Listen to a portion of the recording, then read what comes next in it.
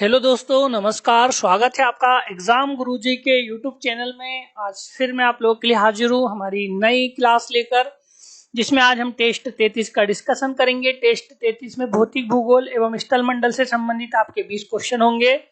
तो अच्छी आप लोगों की क्लास होने वाली है, इसलिए आप इस क्लास को अपने दोस्तों में जरूर शेयर कीजिएगा। तो आज की क्लास हम स्टार्ट कर रहे हैं।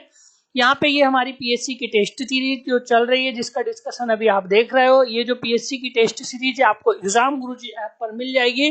अभी इसमें आप जो टेस्ट देख पा रहे हो, अभी आप देख रहे हो, क्योंकि हम जो डिस्कशन कर रहे हैं वो आपके सब्जेक्टिव टेस्ट का कर रहे हैं। और सब्जेक्टिव में भी आपका यहाँ पे चैप्टर वाइज आपके इसमें टेस्ट चल रहे हैं। इसमें आपकी 24 एफएलटी होगी। जब आपका नोटिफिकेशन आ जाएगा तब आपकी एफएलटी स्टार्ट हो जाएगी। एफएलटी मतलब होता है आपका फुल लेंथ टेस्ट, जिसमें आपको पेपर के अंदर जैसा माहौल होता है, जिस तरीके के क्वेश्चन आते हैं, 100 क्वेश्चन के आपकी यहाँ पर एफएलटी आपको मिलेगी। टोटल पेपर तक आप 125 टेस्ट की प्रैक्टिस कर पाओगे। 7500 एमसीक्यू की प्रैक्टिस आप पेपर तक कर पाओगे।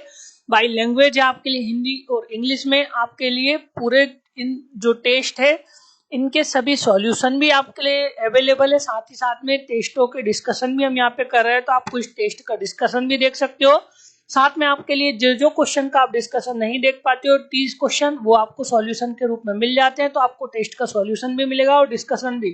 ये टेस्ट सीरीज आपको 499 रुपए में प्राप्त होगी एग्जाम गुरुजी ऐप पर। और साथ में हमारे नोट्स आप लोगों के लिए अवेलेबल है। अगर आपको हमारे नोट्स परचेज करना है तो हमारे नोट्स 999 रुपए में आपको मिल जाएंगे। एग्जाम गुरुजी ऐप पर आप हमारे नोट्स परचेज कर सकते हो। तो जो हमारे नोट्स परचेज किए उन लोगों के लिए स्पेशल 100 रुपए का डिस्काउंट है।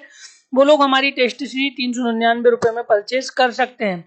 कल के क्लास के 3 क्वेश्चन हमारे रह गए थे। आज हम कोशिश करेंगे कि उन 3 क्वेश्चनों का भी हम आगे जब ये क्लास खत्म करने पे होंगे तब उनको 3 क्वेश्चनों को भी यहाँ पे हम क्या करेंगे, आपका डिस्कस कर लेंगे, ताकि आपका कल के जो 3 क्वेश्चन रह गए उनका नुकसान ना हो। ये हमारे टॉपर से यहाँ पे फर्स्ट रैंकर आशीष विजयवार, इन्होंने 40 क्वेश्चन ठीक किए। सेकंड टॉपर है पवन प्रजापति जी, इन्होंने 35 क्वेश्चन ठीक किए। थर्ड टॉपर है सीमा जी, इन्होंने 34 क्वेश्चन ठीक किए। फोर्थ टॉपर है आपकी ज्योति जी, इन्होंने 33 क्वेश्चन ठीक किए। फिफ्थ पे आपके राजा जी, इन्होंने 31 क्वेश्चन ठीक किए। पांचों टॉपर्स को हमारे एग्जाम गुरुजी फैमिली की तरफ से बहुत बहुत कॉन्ग्रेचुलेशन। ये हमारा पहला क्वेश्चन है। आपका पहला क्वेश्चन आपको पता भी है, एशिया की विशाल नदी मेकांग निम्नलिखित देशों में से किसमें नहीं बहती है। आपको मेकांग नदी के बारे में बताना है कि मेकांग नदी किस देश में नहीं बहती है। चीन में, मलेशिया में, कंबोडिया में या लाओस में। तो जल्दी कमेंट करके बता दीजिए। अगर हम इस मेकांग नदी के बारे में देखें कि ये जो मेकांग नदी है ये कहाँ से निकलती है, तो मेकांग नदी का जो आपका उद्गम होता है, इसका जो उद्गम होता है वो होता है आपका कहाँ से, तिब्बत के पठार से। जब ये नदी तिब्बत के पठार से निकल रही है तो स्वाभाविक बात है आपकी ये चीन के अंदर आपकी बहती है। तो एक तो इसका जो अपवाह क्षेत्र है वो होगा आपका कहाँ पे, चीन में। चीन के बाद जो दूसरा स्थान आता है वो किसका आता है, आपका म्यांमार का। म्यांमार के बाद जो थर्ड नंबर पे आता है वो आता है आपका कौन सा, लाओस का। और जो आपका फोर्थ नंबर पे वो है आपका क्या, थाईलैंड का। थाईलैंड के बाद जो आपका अगले नंबर पे आता है वो आता है आपका क्या, कंबोडिया। और कंबोडिया के बाद अगला जो स्थान आता है वो आता है आपका किसका, वियतनाम का। तो आपको पता चल चुका है कि ये नदी कहाँ कहाँ से बहती है, कौन कौन से देश में इसका अपवाह क्षेत्र आपको दिखता है।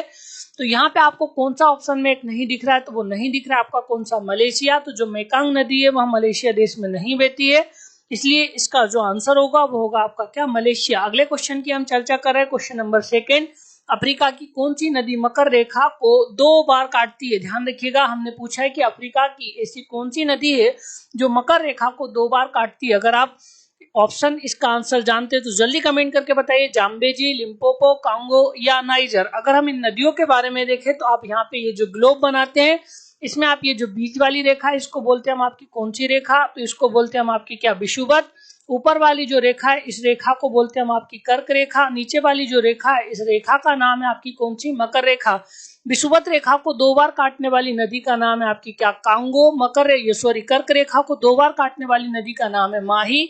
और जो मकर रेखा है इसको 2 बार जो नदी काटती है उस नदी का नाम है आपकी क्या, लिम्पोपो। ये आपकी अफ्रीका महाद्वीप की नदी है। तो इसमें से आपको बताना था कि अफ्रीका की कौन सी नदी मकर रेखा को 2 बार काटती है। तो जो अफ्रीका की लिम्पोपो नदी है वह आपकी मकर रेखा को कितनी बार काटती है, आपकी 2 बार। इसलिए जिन लोगों ने इसका आंसर बी लगाया उन सभी का आंसर बिल्कुल ठीक है। क्वेश्चन नंबर 3 अब आपकी स्क्रीन पर, बोलगा नदी कहां पर गिरती है। अब आपको ये बताना है कि वोल्गा नदी कहाँ पर गिरती है, लाल सागर, कैस्पियन सागर, काला सागर या भूमध्य सागर। अगर हम वोल्गा नदी के बारे में देखें तो ध्यान रखिएगा, ये जो वोल्गा नदी है यूरोप की सबसे लंबी नदी है। यूरोप की सबसे लंबी नदी कौन सी है? तो जो यूरोप की सबसे लंबी नदी है उस नदी का नाम है आपकी कौन सी नदी? आपकी वोल्गा नदी। इस नदी की अगर हम उद्गम की बात करें तो इसका जो उद्गम होता है, रूस के अंदर एक पठार आता है, उस पठार का नाम है आपका क्या? बल्डाई पठार। बल्डाई पठार रूस से इस नदी का क्या होता है? आपका उद्गम। तो बल्डाई पठार रूस से इस नदी का उद्गम होता है। ये नदी अपना जल कहाँ पे गिराती है? तो ये जो नदी अपना जल गिराती है वो गिराती है आपके कौन से सागर में? उस सागर का नाम है आपका क्या? कैस्पियन सागर। तो यहीं पर आपसे क्वेश्चन पूछा भी गया था कि यूरोप की सबसे लंबी नदी वोल्गा नदी अपना जल कहाँ पे गिराती है? तो ये जो नदी अपना जल गिराती है वहां गिराती है आपके कैस्पियन सागर में। अगले क्वेश्चन की हम बात करें, क्वेश्चन नंबर 4। अब आपकी स्क्रीन पर अपवाद क्षेत्र की दृष्टि से जो विश्व की सबसे लंबी नदी है वहां कौन सी है? आपको ये बताना है कि अपवाद क्षेत्र की दृष्टि से विश्व की सबसे लंबी नदी कौन सी है। तो आपको कमेंट करके बताना, नील, अमेजन, कांगो या मिसिसिपी। अगर हम इस नदियों के बारे में देखें कि कौन सी नदी है, तो सबसे पहले हम बात करेंगे उस नदी का, क्योंकि यहाँ पे एक तो आपसे सबसे चौड़ाई वाली नदी पूछी जाती है, तो चौड़ाई के साथ ही उसका अपवाद क्षेत्र भी आ जाता है। एक क्वेश्चन आपसे पूछा जाता है सबसे लंबी नदी का, तो सबसे जो चौड़ाई वाली या सबसे ज्यादा जो अपवाद क्षेत्र जिस नदी का है उस नदी का नाम है आपकी कौन सी नदी? तो वो हो जाएगी आपकी कौन सी? अमेजन। ये जो अमेजन नदी है, इस अमेजन नदी का उद्गम कहाँ से होता है? तो ये ध्यान रखिएगा, इसका उद्गम है आपका लेगो विल फेरो। ये जो लेगो विल फेरो वहां से आपकी अमेजन नदी निकलती है और ये अपना जल कहाँ पे ले जाके गिराती है? तो ये अपना जल गिराती है आपके कौन से सागर में? अटलांटिक महासागर में। अटलांटिक महासागर में अपना जल गिराती है और इसकी अगर आप लंबाई देखोगे तो 6269 किलोमीटर इसकी टोटल क्या आपकी लंबाई। लेकिन ये अपवाद क्षेत्र की दृष्टि या चौड़ाई की दृष्टि से विश्व की सबसे बड़ी नदी है। लेकिन अगर आपसे पूछा जाए विश्व की सबसे लंबी नदी कौन सी है, तो विश्व की जो सबसे लंबी नदी है उस नदी का नाम है आपकी नील नदी, जो कि आपकी कौन सी झील से निकलती है? उस झील का नाम है आपकी क्या? विक्टोरिया झील। अपना जल कहाँ पे ले जाके गिराती है आपकी? तो ये गिराती है आपकी किसमें? भूमध्य सागर में। तो दोनों याद रखिएगा, अपवाद क्षेत्र की दृष्टि से सबसे बड़ी नदी अमेजन, लंबाई की दृष्टि से सबसे बड़ी नदी आपकी कौन सी? नील। तो अगले क्वेश्चन की हम बात करें, वो है आपका नील नदी। तो इसका जो आंसर होगा, सॉरी, अपवाद क्षेत्र की दृष्टि से विश्व की सबसे लंबी नदी कौन सी है? तो अपवाद क्षेत्र की दृष्टि से विश्व की सबसे लंबी नदी जो है उसका नाम है आपकी क्या? अमेजन। अगले क्वेश्चन की हम बात करें, क्वेश्चन नंबर 5। अब आपकी स्क्रीन पर रीयूनियन द्वीप किस महासागर में स्थित है? अगर हम यहाँ पे रीयूनियन द्वीप की बात करें कि ये जो रीयूनियन द्वीप है ये आपका आता है आपके महासागर के अंदर, उस महासागर का नाम है आपका क्या? हिंद महासागर। अगर हम इस रीयूनियन द्वीप के बारे में देखें तो पहली बात तो आपकी याद रखिएगा कि ये हिंद महासागर में है और किस देश के नियंत्रण में है? तो जिस देश के नियंत्रण में उसका नाम है आपका क्या? फ्रांस। जो रीयूनियन द्वीप है हिंद महासागर के अंतर्गत आता है और किस देश के नियंत्रण में है? तो उस देश का नाम है आपका क्या? फ्रांस। तो इसलिए क्वेश्चन नंबर 5 का जो आंसर होगा वो होगा आपका क्या? फ्रांस। अगले क्वेश्चन की हम बात करें तो अगला क्वेश्चन है आपका क्वेश्चन नंबर 6। अब आपकी स्क्रीन पर सू नहर निम्न में से किसे जोड़ती है? आपको यहाँ पे सू नहर के बारे में बताना है, क्योंकि आपको जो सू नहर है आपने पढ़ी है, संयुक्त राज्य अमेरिका के अंतर्गत आपकी ये सू नहर आती है। तो यहाँ पे आपको दो नहरों के नाम आपको याद रखने हैं। आपको ये बताना है कि सू नहर किस किस को जोड़ रही है? तुरान, Ontario, Bengal Tripura, superior Michigan, superior या हुरन। तो यहाँ पे आप दो नहर के नाम याद रखिएगा। एक जो नहर है उस नहर का नाम है आपकी कौन सी? सू नहर। और एक और जो नहर है उस नहर का नाम है आपका क्या? इरी नहर। अगर हम बात करें सू नहर के बारे में तो पहली बात तो ये याद रखिए, ये कहाँ पे आपके यूएसए में कौन कौन सी किस किस को जोड़ती है? आपकी सुपीरियर और हुरन। ये सुपीरियर और हुरन दोनों झील को जोड़ने का जो कार्य करती है उस नहर का नाम है आपका क्या? सुपीरियर नहर। अगर सॉरी सू नहर। और अगर हम बात करें इरी नहर के बारे में तो जो इरी नहर ध्यान रखिएगा ये भी यूएसए के अंदर है। इरी और मिशिगन दोनों को आपस में जोड़ने का कार्य करती है, उसका नाम है आपका क्या? इरी नहर। यहाँ पे मैंने आपसे सू नहर के बारे में पूछा था, तो सू नहर आपका सुपीरियर और हुरन दोनों को जोड़ती है। तो क्वेश्चन नंबर 6 का जो आंसर होगा वो होगा आपका क्या? डी। अगले क्वेश्चन की हम बात करें, क्वेश्चन नंबर 7। ये हमारी पीएससी की टेस्ट सीरीज है जिसका डिस्कशन आप अभी देख रहे हो। ये टेस्ट सीरीज आपको 499 रुपए में एग्जाम गुरुजी ऐप पर मिल जाएगी। आपने अगर हमारे नोट्स परचेज किए तो 399 रुपए में आपको टेस्ट सीरीज प्राप्त होगी। 100 रुपए का आपके लिए यहाँ पे डिस्काउंट है। अगला क्वेश्चन है आपकी स्क्रीन पर, नदियों के किनारे स्थित शहरों के नाम है। आपको ये बताना है कि इनमें से कौन कौन से शहर कौन कौन सी नदी के तट पर स्थित है। सबसे पहला आपका लंदन कौन सी नदी के तट पर है, एडवर्प कौन सी नदी के तट पे है, रॉटरडम कौन सी नदी के तट पे और हैम्बर्ग कौन सी नदी के तट पर है। अगर हम लंदन के बारे में जाने कि जो लंदन है कौन सी नदी के तट पर है, तो लंदन जो आ जाएगा वो किस नदी के तट पर है, उस नदी का नाम है आपकी क्या, टेम्स नदी। अगर हम बात करें कि एडवर्प कौन सी नदी के तट पर है, तो जो एडवर्प आ जाएगा ये आपकी जो सेल्ड नदी है, सेल्ट जो आपकी सेल्ट या सेल्ड जो नदी है इसके तट पे आ जाएगा आपका क्या, एडवर्प।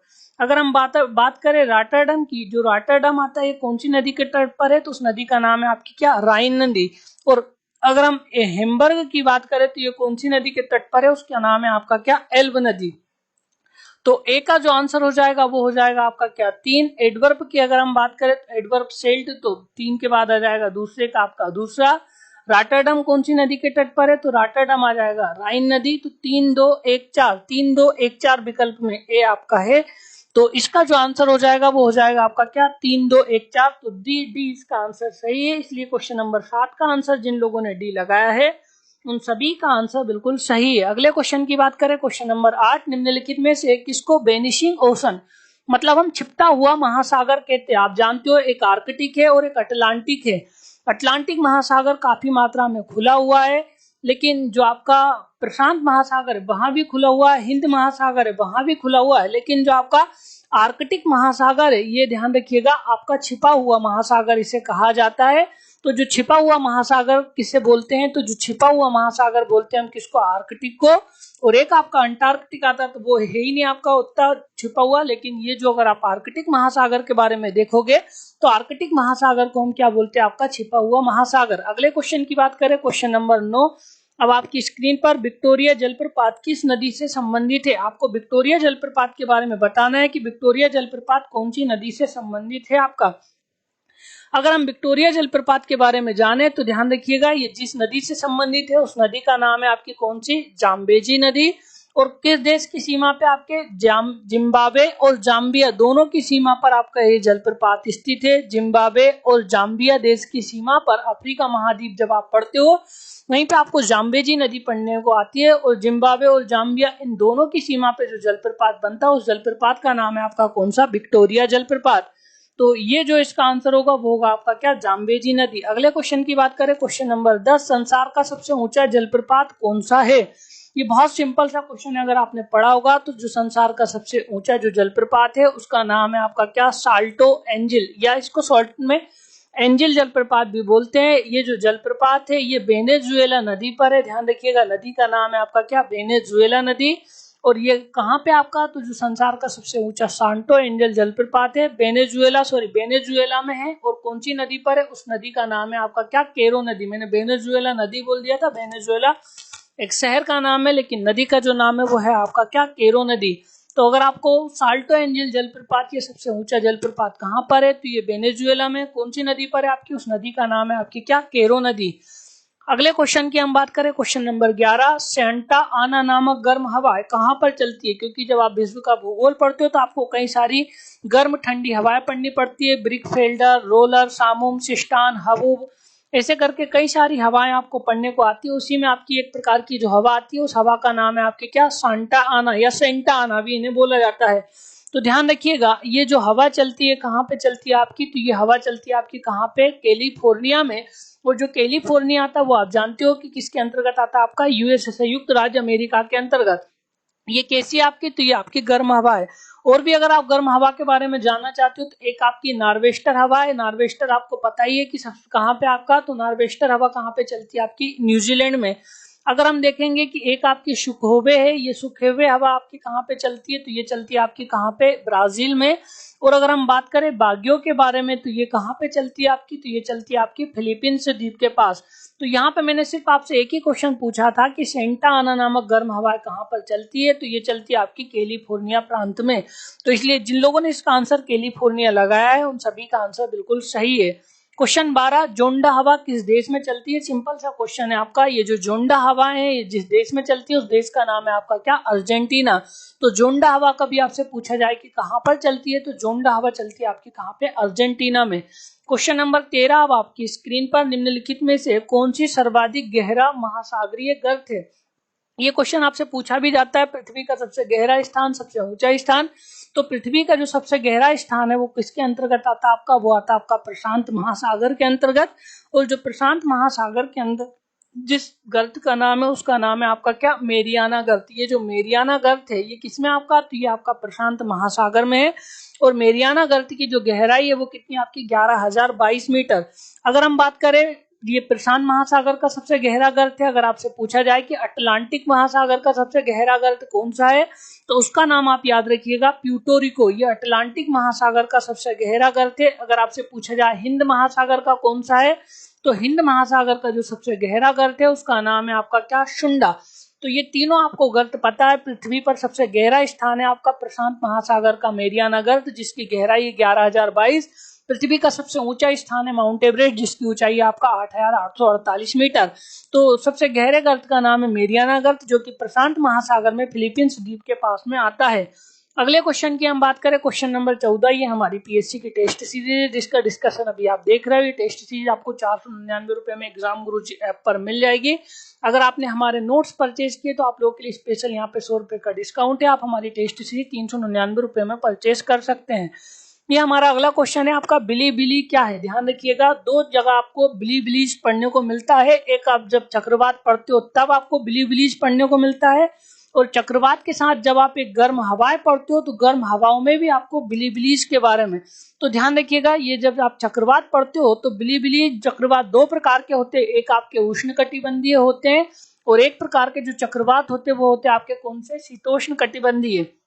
आपने अभी देखे भी होंगे कि हमारे भारत में भी अम्फान चक्रवात, कई चक्रवात अभी हाल ही में हमारे यहाँ पर आए थे। उन्हीं में चक्रवात की अगर हम बात करें तो उष्णकटिबंधीय चक्रवात हमारे एरिया में ज्यादा आते हैं। तो उष्णकटिबंधीय चक्रवात जो ऑस्ट्रेलिया वाले क्षेत्र में आते हैं, तो ऑस्ट्रेलिया में सबसे तेज गति से चलने वाले जो चक्रवात है उनको बोलते हैं हम आपका क्या, बिलीबिली। ध्यान रखिएगा, बिलीबिली इन्हें बोला जाता है।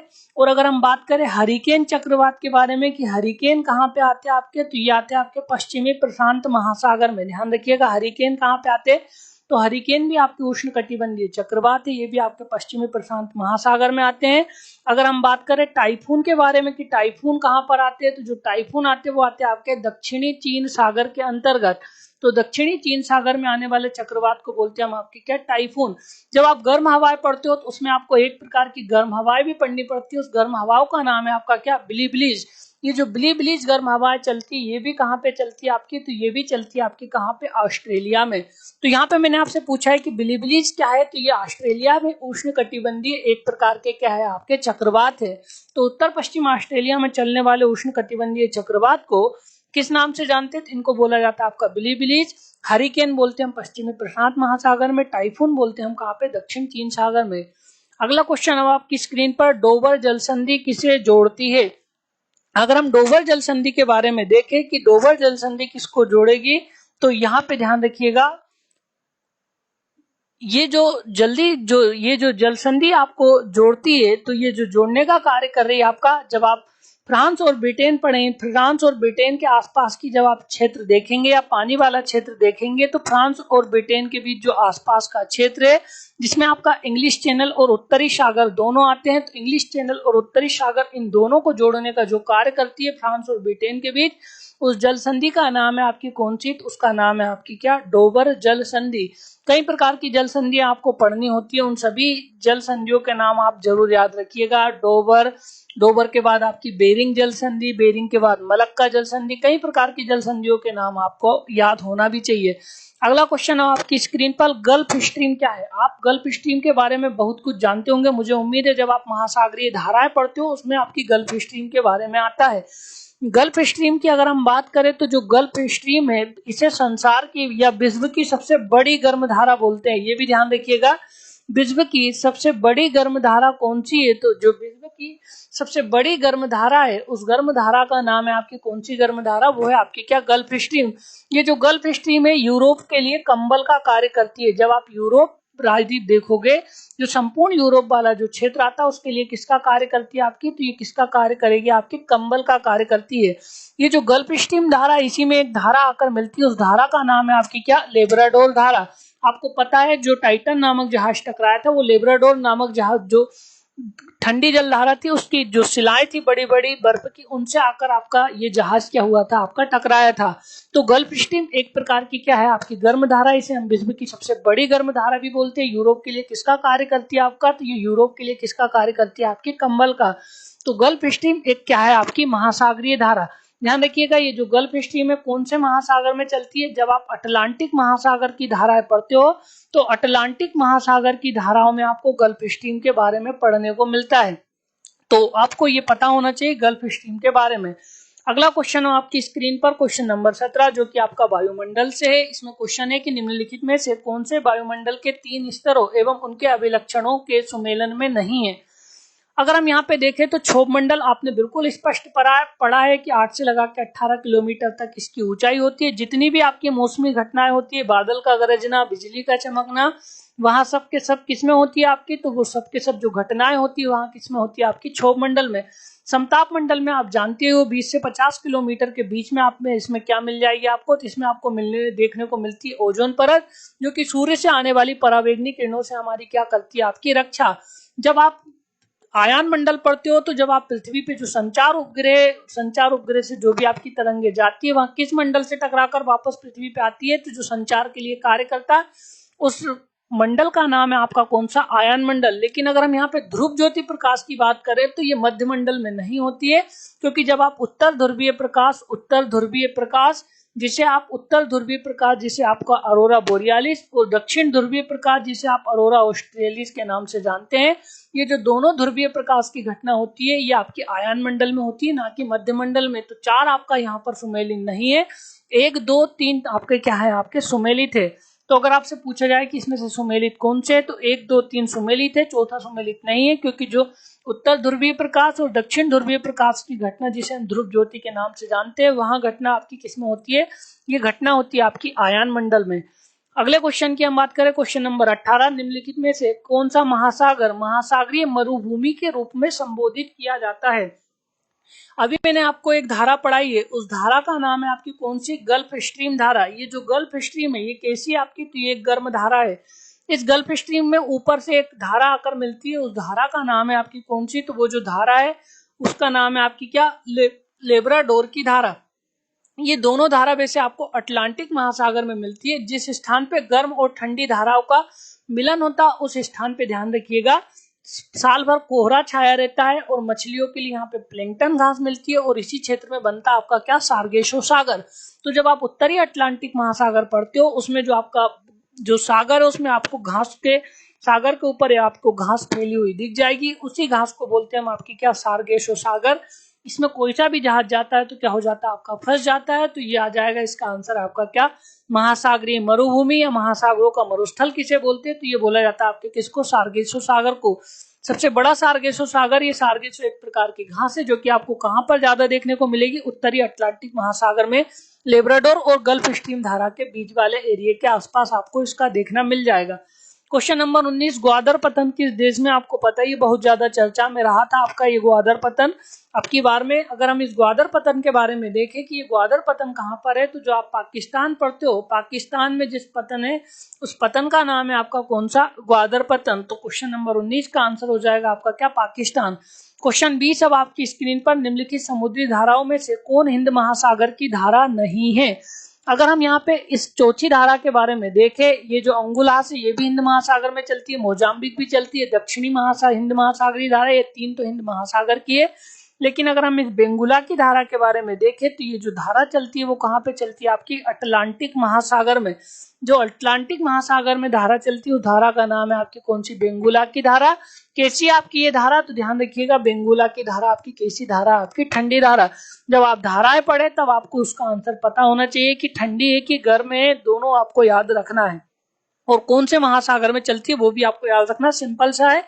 जब आप मैप से पढ़ोगे तो आपको आसानी से वो याद आ जाएगी। अब हम कल के क्वेश्चन की बात करें, कल के जो 3 क्वेश्चन दे गए थे वो यहाँ पर हमने बात की थी, मोना लोआ एक सक्रिय ज्वालामुखी है, तो कल ही आपको इसका आंसर मैं बता चुका था। जब आप अभी वर्तमान में सबसे ज्यादा सक्रिय ज्वालामुखी आप जो देखने को मिलता है वो कहाँ पे मिलता है आपका, तो ये मिलता है आपका कहाँ पे, हवाई द्वीप में। हवाई द्वीप का ये जो मोना लोआ ज्वालामुखी है इससे लगातार क्या होते रहते हैं, आपके उद्गार होते रहते हैं। एक सक्रिय ज्वालामुखी है, कहाँ पर है आपका, तो ये कहाँ पे आपका, हवाई द्वीप में। अगला क्वेश्चन है आपका क्वेश्चन नंबर 18, लावा के ठोस होने के फलस्वरूप पृथ्वी के अंदर निर्मित चट्टानों को क्या कहते हैं। आप जब चट्टाने पढ़ते हो तो दो प्रकार की चट्टाने आपको पढ़ने को मिलती है, एक आपकी आंतरिक चट्टाने और दूसरी आपको मिलती है बाह्य चट्टाने। बाह्य चट्टाने के अंदर आपको अग्नि अवसादी और कायांतरित पढ़ते हैं, लेकिन जब आप आंतरिक चट्टाने पढ़ते हो तो उसमें आपकी प्लूटोनिक चट्टाने आती है। ये जो प्लूटोनिक चट्टाने हैं इनका जो नामकरण किया गया है, यूरोप के एक देवता है प्लूटो, उनके नाम पर इनको प्लूटोनिक चट्टाने बोला गया है। जब लावा पृथ्वी के धरातल से उद्गार होता है तो ये जो बीच में आपकी संधियां होती है इनके बीच में क्या हो जाता है, आपका जम जाता है और इससे ये बीच में चट्टानों का क्या कर लेता है, आपका निर्माण कर लेता है।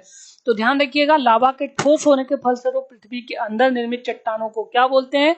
तो लावा के ठोस होने के पश्चात जो पृथ्वी के अंदर चट्टाने निर्मित हुई है उन चट्टानों को बोलते हैं हम आपकी क्या, प्लूटोनिक चट्टाने। अगला क्वेश्चन है आपकी स्क्रीन पर क्वेश्चन नंबर 19, ज्वालामुखी के सबसे अधिक कौन सी गैस निकलती है।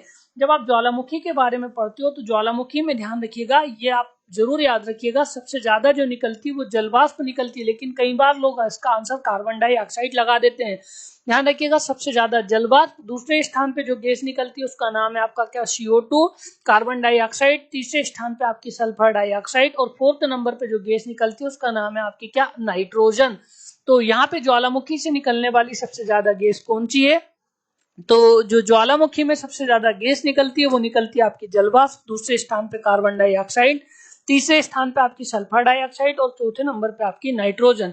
अगला क्वेश्चन लास्ट, ये आज की हमारी क्लास का, ज्वालामुखी उद्गार नहीं होते हैं। तो ध्यान रखिएगा, जो आप बाल्टिक सागर है, ये जो बाल्टिक सागर है इसमें आपको किसी भी प्रकार के कोई ज्वालामुखी उद्गार नहीं देखने को मिलते हैं। तो ज्वालामुखी उद्गार कहाँ पर नहीं होते हैं, तो जो ज्वालामुखी के उद्गार नहीं होते वो किस सागर में नहीं होते, उस सागर का नाम है आपका क्या, बाल्टिक सागर। तो कल की क्लास के भी हमने यहाँ पे 3 क्वेश्चन यहाँ पे डिस्कस कर लिए। मुझे उम्मीद है आज की क्लास आप लोगों को पसंद आई भी होगी और आज हमने क्लास जल्दी भी खत्म की है। अब हम डेली क्लास को 30 से 35 मिनट में खत्म कर दिया करेंगे ताकि आप लोगों का ज्यादा से ज्यादा टाइम इसमें खराब ना हो और आप लोग ज्यादा से ज्यादा चीजें कम समय में सीख पाए। तो इसका आंसर होगा बाल्टिक सागर। ये हमारी पीएससी की टेस्ट सीरीज है जिसका डिस्कशन अभी आपने देखा है। ये टेस्ट सीरीज आप अगर ज्वाइन करना चाहते हैं तो आप प्ले स्टोर से एग्जाम गुरुजी ऐप डाउनलोड कीजिए। ये टेस्ट सीरीज आपको 499 रुपए में प्राप्त हो जाएगी। अगर आपने हमारे नोट्स परचेज किए तो स्पेशल 100 रुपए का आप लोगों के लिए डिस्काउंट है, क्योंकि हमारे नोट्स आप लोगों के लिए अवेलेबल है। 999 रुपए में हमारे नोट्स मिल जाएंगे जो कि 2020 के न्यू सिलेबस को ध्यान में रखते हुए आपको बनाया गया। इसमें 12 से 13 बुकलेट आपके घर 6 से 7 दिन के अंदर डिलीवर कर दी जाएगी। लगभग सभी लोगों के नोट्स पहुंच भी चुके हैं। अगर आपने हमारे नोट्स परचेज किए तो स्पेशल 100 रुपए का आप लोगों के लिए डिस्काउंट है। आप हमारी टेस्ट सीरीज 399 रुपए में प्राप्त कर सकते हैं। ये हमारा पीएससी का फुल कोर्स आप लोगों के लिए अवेलेबल है। ये तो नोट्स का था, यहाँ पे हमारा पीएससी का प्री का फुल कोर्स अवेलेबल है जिसमें लगभग ऑलमोस्ट 85% वीडियो बने हुए हैं। 15% वीडियो आपके कुछ बचे हुए। तो जैसे आपका ये लॉकडाउन में थोड़ा सा टीचर लोग इंदौर आ जाएंगे तो बाकी के बचे हुए वीडियो भी आपके इसके अंदर अपलोड कर दिए जाएंगे। तो ये जो हमारी पीएससी का प्री का फुल कोर्स है आपको 299 रुपए में प्राप्त होगा। इसमें आपको प्रिंटेड नोट्स ये 998 वाले तो मिलेंगे ही, साथ में आपको इसके अंदर वीडियो कोर्स भी पूरा अवेलेबल होगा जिसमें आपके अच्छे टीचर्स के द्वारा आपको सब्जेक्ट पढ़ाए जाएंगे। पूरे न्यू सिलेबस के अनुसार आपके सब्जेक्ट होंगे। तो ये जो आपको एमपीपीएससी का फुल कोर्स प्राप्त करना होगा तो वो होगा आपको 299 रुपए में। एग्जाम गुरुजी ऐप पर आपको ये सभी चीजें मिल जाएगी। कल की क्लास का अगर हम टॉपिक देखें तो वो होगा आपका क्या, विश्व का भूगोल और विविध, विश्व के भूगोल और विविध से संबंधित जो हमारी टेस्ट सीरीज में 50 क्वेश्चन होते हैं। 50 में से यहाँ पे हम 20 क्वेश्चन की चर्चा करेंगे। 30 क्वेश्चन आप हमारे टेस्ट में जाकर दे सकते हो। तो आज की क्लास आप लोगों को कैसी लगी मुझे जरूर कमेंट करके बताइएगा और अपने दोस्तों में इस क्लास को जरूर शेयर कीजिएगा। आज की क्लास हम यहीं पर समाप्त करते हैं। आप सभी का बहुत बहुत धन्यवाद। सभी को गुड नाइट, शुभ रात्रि, जय हिंद, जय भारत।